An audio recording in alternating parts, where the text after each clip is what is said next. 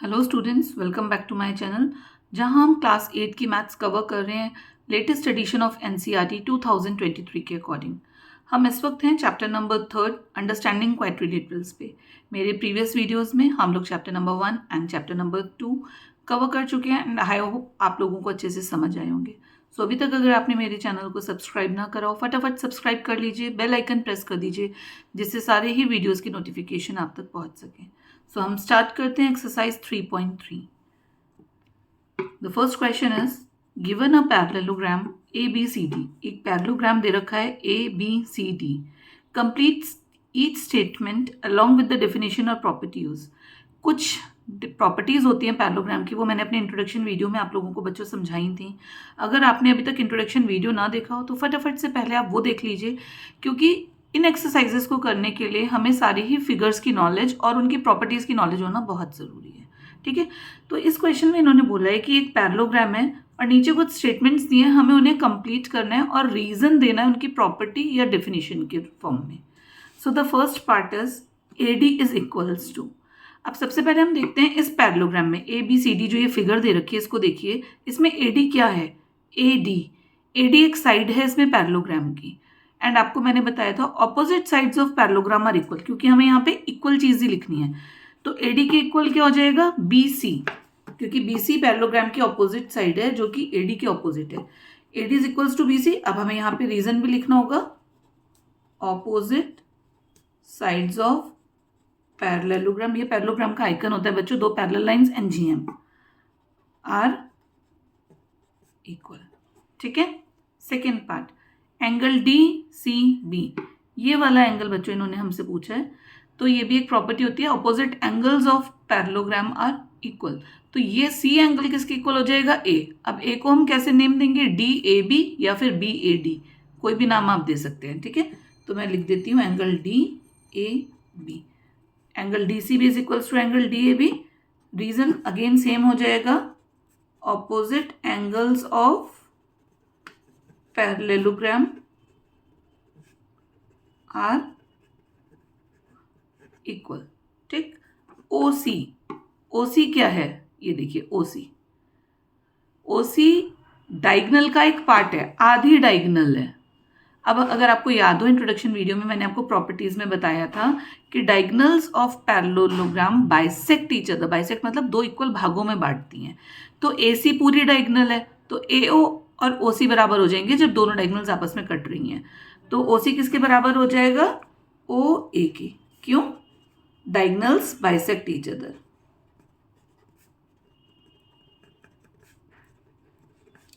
ये रीजंस आपको जरूर मेंशन करने हैं क्योंकि क्वेश्चन में मेंशन्ड है। Next fourth part is measurement of angle, M का means measurement of angle DAB, ये वाला angle, plus measurement of angle CDA, ये वाला। इन दोनों का सम, प्लस का साइन बीच में है, इस पे ध्यान दीजिएगा। इन दोनों का सम कितना होगा?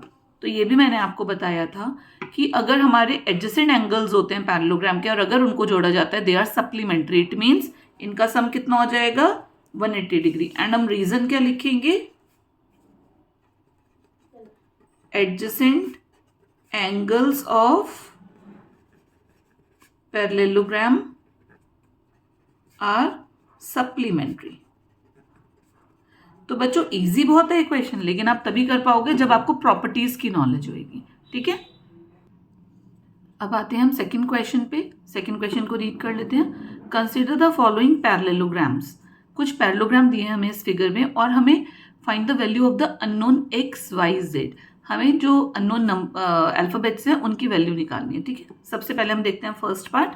ये एक पैरेललोग्राम दिया है ABCD। यहाँ पे हमारे को एक एंगल 100 डिग्री, एक X, एक Y, एक Z दिया है। तो ये XYZ मीन्स इनकी हमें वैल्यू नहीं पता है, हमें इनकी वैल्यू निकालनी है।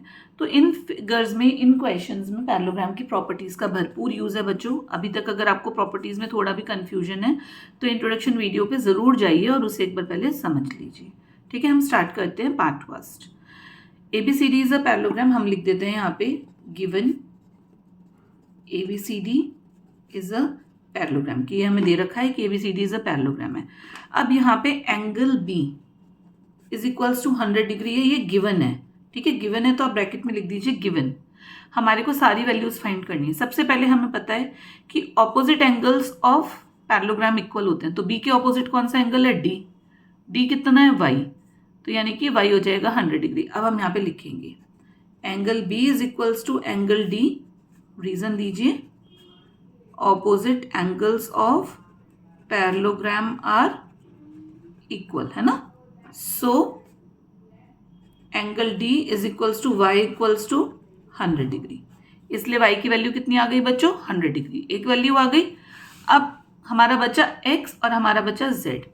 अब आपको पता है कि एडजेसेंट एंगल सप्लीमेंट्री होते हैं, पता है ना। तो 100 और x ये दोनों एडजेसेंट हैं, y और z ये दोनों एडजेसेंट हैं। एडजेसेंट मीन्स जो एक आर्म जिनकी कॉमन होती है। ऐसे तो z और 100 भी एडजेसेंट हैं, हम कोई से भी ले सकते हैं, दो पेयर। तो हम लिख देते हैं यहाँ पे 100 plus x is equals to 180 degree. Reason bracket में लिख देंगे एडजेसेंट एंगल्स आर सप्लीमेंट्री। ठीक है, तो x की वैल्यू कितनी आ जाएगी, आप 100 को इधर माइनस करोगे लाके 80 डिग्री। सेम ऐसे ही y plus z is equals to 180 degree. Reason मैं कॉमन लिख दे रही हूँ क्योंकि दोनों का रीजन सेम है। Adjacent angles of parallelogram are supplementary. Supplementary का मतलब होता है कि इनका सम 180 डिग्री है। ठीक है, तो बच्चों z की वैल्यू कितनी आ जाएगी, y की हमारी, क्योंकि हमने ऑपोजिट एंगल से 100 निकाली थी, तो z इक्वल्स टू 180 माइनस 100 यानी कि 80 डिग्री। तो हमारे तीनों ही आ गए। मेरी यहाँ पे थोड़ी सी स्पेस कम पड़ गई है, मैं इधर लिख दे रही हूँ। हम लिख देंगे तीनों की वैल्यूज लिख दीजिए। x is equals to 80 degree, y is equals to 100 degree, z is equals to 80 degree. ठीक है, now part second of question is, इसमें भी हमारे को एक्स वाई जेड की वैल्यूज निकालनी है। ये भी एक पैरेललोग्राम दिया है। अब जैसे कि आपको पता है एडजेसेंट एंगल्स का सम 180 डिग्री होता है। ठीक है, तो 50 plus y, 50 plus y equals to कितना हो जाएगा बच्चों, 180 डिग्री। क्यों हो जाएगा 180 डिग्री, लिख देंगे हम adjacent angles of parallelogram 180 degree, या सप्लीमेंट्री लिख सकते हैं। ठीक है, तो y की वैल्यू कितनी आ गई हमारी, 180 माइनस 50 यानी कि 130 डिग्री। सही है। अब y जो है वो x के बराबर हो जाएगा, ऑपोजिट एंगल्स आर इक्वल। अब लिख दीजिए y is equals to x। सब में रीजन जरूर मेंशन करना है हमें। Opposite angles of parallelogram are equal, तो x की वैल्यू कितनी आ गई, 130 डिग्री। अब सिर्फ हमारा एक एंगल बचा है, दो आ गए। देखो हमारे y की वैल्यू आ गई हमारी x की, अब बचा हमारा z। तो यहाँ पे हम बच्चों एक और प्रॉपर्टी यूज करेंगे पैरेललोग्राम में। देखो ये दो लाइंस पैरेलल हैं, ये इनकी ट्रांसवर्सल जा रही है, यानी कि अगर पैरेलल लाइंस को बीच में से कोई लाइन ऐसे काटती है तो उसे कहते हैं ट्रांसवर्सल। तो जो एंगल सेम पोजिशन पे बनते हैं दोनों पैरेलल लाइंस की, यानी कि देखो एक इधर तो दूसरा भी इधर, समझ गए ना मेरी बात मैं क्या बताना चाह रही हूँ। उन्हें बोलते हैं करस्पॉन्डिंग एंगल्स। कौन से एंगल्स होते हैं, करस्पॉन्डिंग, तो वो भी इक्वल होते हैं। तो x और z जो है वो करस्पॉन्डिंग एंगल है। अब लिख दो x is equals to z, reason corresponding angles. तो z की वैल्यू बच्चों कितनी हो जाएगी, 130 डिग्री।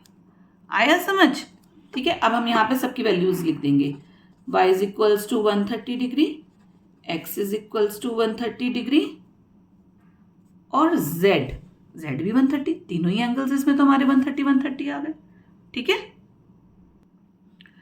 अब हम आते हैं पार्ट थर्ड पे, सेकंड क्वेश्चन के।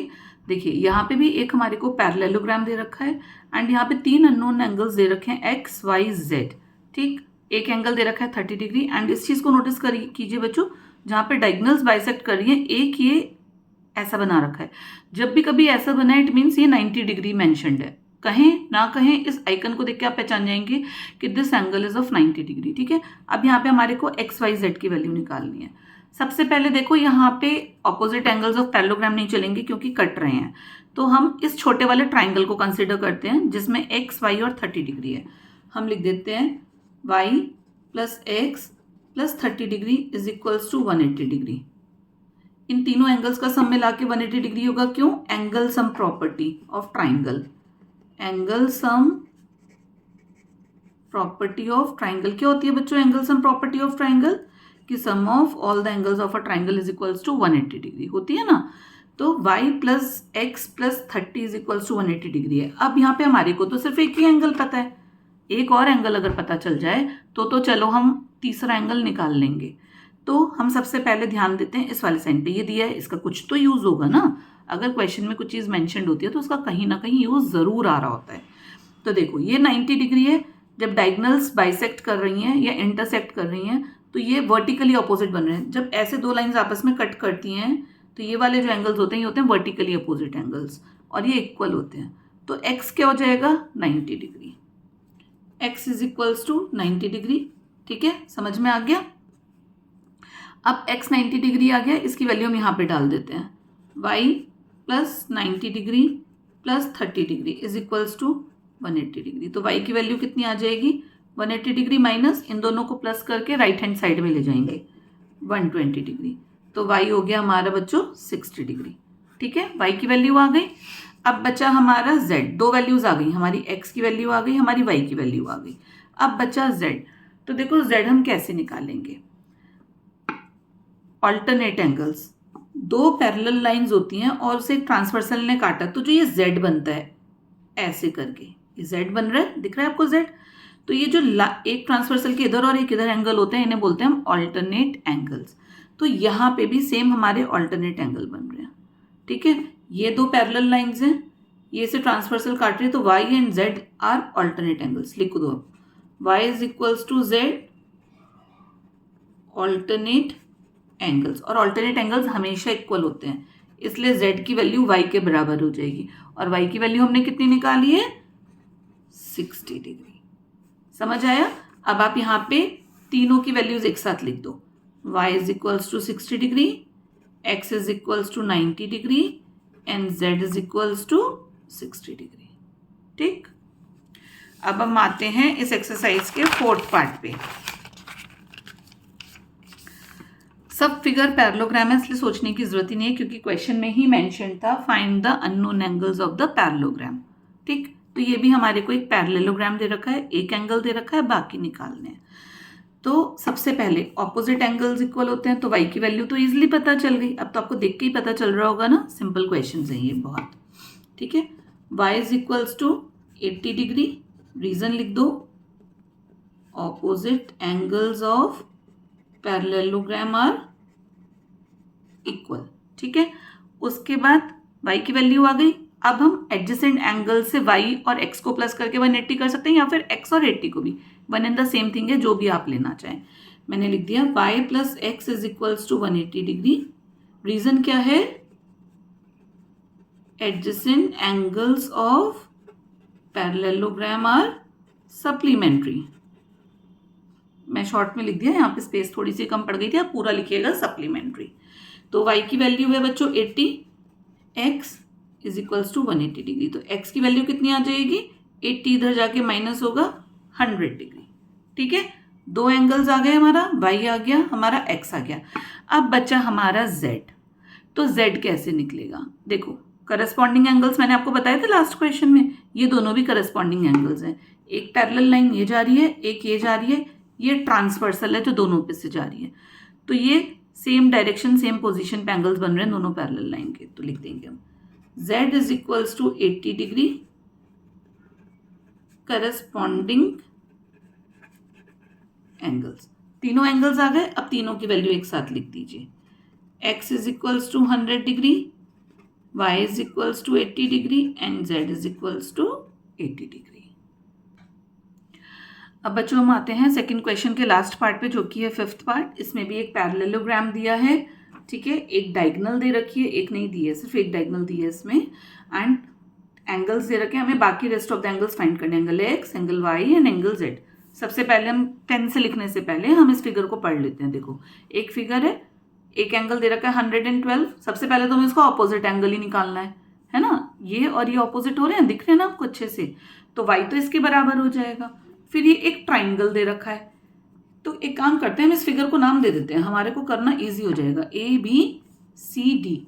हम नेम कैसे देते हैं आपको पता है ना अच्छे से, एक ही ऑर्डर में देते हैं, ए बी, तो सी यहाँ मत लिखिएगा, ए बी सी डी ऐसा। अब देखो in parallelogram A B C D, in parallelogram A B C D angle C is equals to angle A. क्यों है बच्चों बताओ? Opposite angles are equal. ठीक है, तो जो हमारा y है वो कितना हो जाएगा, यानी कि y is equals to 112 degree हो गया। ठीक है, अब हमारे को निकालना है एंगल x और एंगल z। सबसे पहले हम एंगल x देखते हैं। अब आप ये ट्राइंगल कंसीडर कर लो, ए बी डी लिख लेते हैं यहाँ पे।